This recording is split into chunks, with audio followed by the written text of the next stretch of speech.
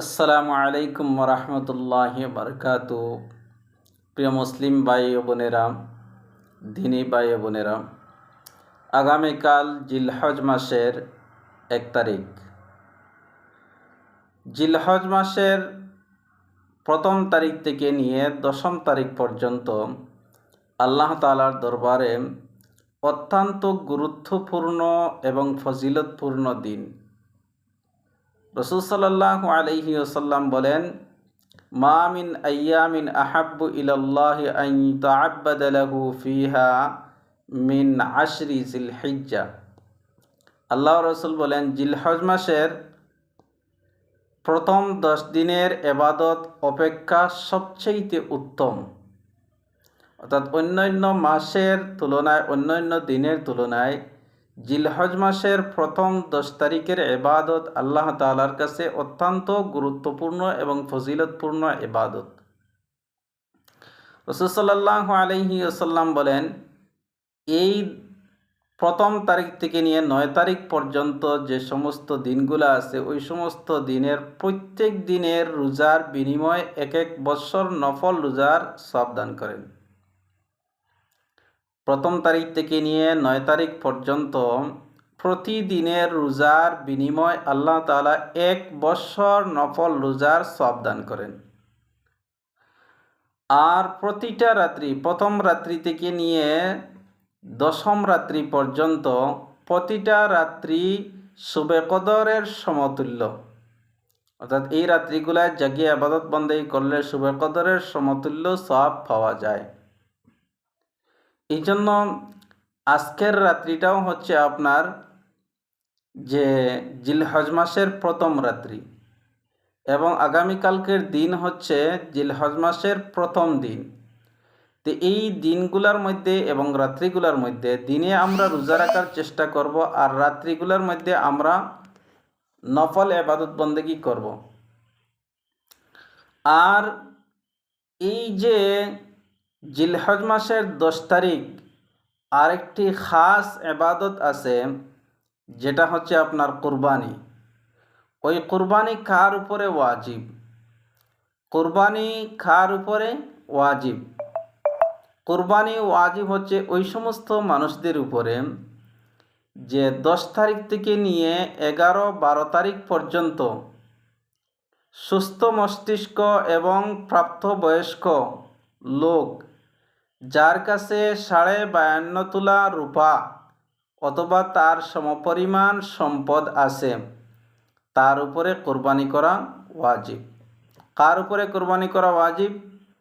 যে সুস্থ মস্তিষ্ক এবং প্রাপ্তবয়স্ক নারী এবং পুরুষদের মধ্যে যারা আছে এবং তার মালিকানাধীন 52.5 তোলা রূপা অথবা তার সমপরিমাণ সম্পদ যদি থাকে, তাহলে তার উপরে কুরবানি দেওয়া ওয়াজিব, চাই সে নারী হোক আর পুরুষ হোক। আর একটা শর্ত এখানে, যে যাকাতের জন্য পুরা 1 বছর সেই মালগুলা অতিবাহিত হওয়া হচ্ছে জরুরি, কিন্তু কুরবানির ক্ষেত্রে পুরা 1 বছর নয়, বরং যে ওই দিন যদি, অর্থাৎ 10 তারিখ, 11 তারিখ, 12 তারিখের আসরের আগ পর্যন্ত যদি সে কি হয়, এই সমস্ত মালের মালিক হতে পারে, তাহলে তার উপরে কুরবানি দেওয়া ওয়াজিব হয়ে যাবে। এবং ওই সমস্ত মালগুলা কর্জ ছাড়া এবং হাওয়াইজে আসলিয়া ব্যতীত। হাওয়াইজে আসলিয়া কাকে বলে? কর্জ তো আপনারা বুঝছেন, যে ওই ব্যক্তি ঋণ থাকতে পারবে না, ঋণের অতিরিক্ত যদি থাকে, এবং হাওয়াইজে আসলিয়ার যদি অতিরিক্ত থাকে। হাওয়াইজে আসলিয়া কাকে বলে? হাওয়াইজে আসলিয়া বলা হয় যে একজন মানুষের বাসস্থান এবং আপনার খাবারের প্রয়োজনীয় বস্তু এবং পরিধানের প্রয়োজনীয় বস্তু ব্যতীত যদি তার কাছে অতিরিক্ত মাল থাকে, অর্থাৎ অন্ন, বস্ত্র, বাসস্থান ব্যতীত যদি তার কাছে অতিরিক্ত মাল থাকে, তাহলে ওই অতিরিক্ত মাল যদি নেশাব পরিমাণ হয়ে যায়, তাহলে তার উপরে কুরবানি দেওয়া ওয়াজিব।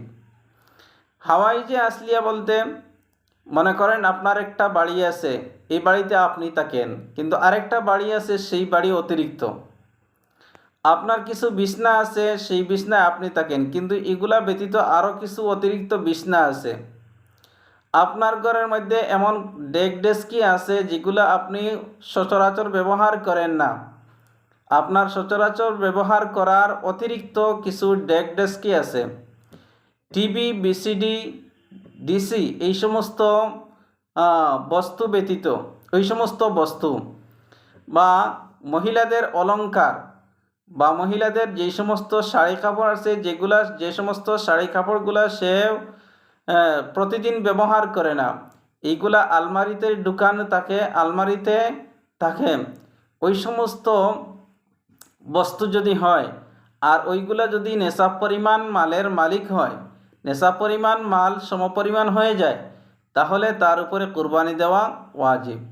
চাই পুরুষের যদি হয় তাহলে পুরুষের উপর ওয়াজিব হবে, মহিলার উপর যদি মহিলার কাছে যদি থাকে তাহলে মহিলার উপর ওয়াজিব হবে, পুরুষের উপর যদি থাকে তাহলে পুরুষের উপর ওয়াজিব হবে, মহিলার যদি থাকে তাহলে মহিলার ওয়াজিব হবে। তবে কোনো পাগল মানুষের যদি এই সমস্ত মাল থাকে তাহলে তার উপরে কোরবানি দেওয়া ওয়াজিব নয়, অথবা কোনো নাবালিগ বাচ্চার যদি এই সমস্ত মাল থাকে তাহলে তার উপরে কোরবানি দেওয়া ওয়াজিব নয়। তো বাবা আছেন, কিন্তু বাবার আরও সন্তান আছেন, নাবালিগ সন্তানরা আছেন, কিন্তু শুধুমাত্র বাবার উপরে কোরবানি দেওয়া ওয়াজিব হবে, নাবালিগ সন্তানদের উপরে ওয়াজিব হবে না। বাবা আছেন কিন্তু বালিক আরও সন্তানাদিও আছেন, যদি ওই সমস্ত সন্তানাদি নেশা পরিমাণ মালিক হয় তাহলে তাদের উপরে কোরবানি দেওয়া ওয়াজিব, আর যদি নেশা পরিমাণ মালিক তারা না হয় তাহলে তাদের উপর কোরবানি দেওয়া ওয়াজিব নয়, শুধু বাবার উপরে ওয়াজিব থাকবে। স্ত্রীর আছে, স্বামীর নেই, তাহলে শুধুমাত্র স্ত্রীর উপরে কোরবানি দেওয়া ওয়াজিব হবে, স্বামীর উপরে কোরবানি দেওয়া ওয়াজিব হবে না। এখন স্ত্রীও সেই পরিমাণ মালের মালিক, স্বামীও সেই পরিমাণ মালের মালিক, তখন স্বামীর উপরেও ওয়াজিব হবে, স্ত্রীর উপরে ওয়াজিব হবে। এরকম না যে শুধু স্বামী দিলেইলে আপনার স্ত্রীর উপর থেকে ওয়াজিবের হক আদায় হয়ে যাবে, তা নয়। উভয়জন কি করতে হবে? কুরবানি দিতে হবে। একই বাবার 4 জন সন্তান একসাথে থাকে আর সব সম্পদগুলোও একসাথে আছে। এখন যদি দেখা যায় বন্টন করার পরে এই সমস্ত সম্পদ যদি বন্টন করেন তাহলে বন্টন করার পরে প্রত্যেকের মালের মধ্যে নেশা পরিমাণ মাল আছে, নেশা পরিমাণ মাল হয়ে যাবে, তাহলে প্রত্যেকের উপরে কোরবানি দেওয়া ওয়াজিব হবে। আর যদি দেখা যায় যে একজনের মালের মধ্যে আপনার নেশা পরিমাণ সম্পদের মালিক আছে আর বাকি 3 জন নেশা পরিমাণ মালের সম্পদের মালিক নয়, তাহলে একজনের উপরে কি হবে? আপনার কোরবানি দেওয়া ওয়াজিব হবে। হাওয়াই যে আসলিয়া ব্যতীত এবং ঋণ ব্যতীত যদি কি করে নেশা পরিমাণ মালের মালিক হয় তাহলে সে পুরুষ হোক অথবা নারী হোক তার উপরে কোরবানি দেওয়া ওয়াজিব। তবে নাবালিগ বাচ্চার যদি হয় তাহলে তার উপরে ওয়াজিব নয়, এবং পাগল মাতাল মানুষের যদি কি হয় সেই পরিমাণ মালের মালিক হয় তাহলে তার উপরে ওয়াজিব নয়। আবার একজন মানুষ সে নেশা পরিমাণ মালের মালিক, কিন্তু সে তার ঘরের মধ্যে নেই, বাড়ির মধ্যে নেই, সে শরীয়ত সম্মত 48 মাইল দূরবর্তী কোনো এলাকায় সে বসবাস করতেছে, অথবা এর চাইতে বেশি কোনো এক জায়গায় সে আছে। আর এমতো অবস্থায় ঈদুল আজহা চলে আসছে, তখন তার উপরে কোরবানি দেওয়া ওয়াজিব নয়। তবে 12 তারিখের আসর পর্যন্ত যদি সে তার বাড়ির মধ্যে চলে আসে তাহলে তার উপরে কোরবানি দেওয়া ওয়াজিব হয়ে যাবে, 12 তারিখেই কোরবানি দিতে হবে। আর যদি 12 তারিখের ভিতরে আসরের আগ পর্যন্ত যদি সে বাড়িতে না আসে তাহলে তার উপরে কোরবানি দেওয়া ওয়াজিব হবে না, যদিও সে মালের মালিক হয়, কারণ সে কি সফররত অবস্থায়। মুসাফিরের উপরে কোরবানি দেওয়া ওয়াজিব হবে না, যদি বাড়িতে থাকে তাহলে তার উপরে কোরবানি দেওয়া ওয়াজিব হবে। তাহলে এই সমস্ত কথাগুলোর উপর আপনার চিন্তা ফিকির করবেন, লক্ষ্য করবেন এবং এইগুলা শেয়ার করে দেওয়ার চেষ্টা করবেন এবং কমেন্ট করে জানাবেন যে এই সমস্ত কথাগুলো আপনার কাছে কীরকম লাগলো, আর আমি যে কথাগুলো বললাম এগুলা কি সত্য না মিথ্যা, এগুলা কমেন্ট করে জানাবেন। ঠিক আছে, সবাই ভালো থাকেন, ধন্যবাদ।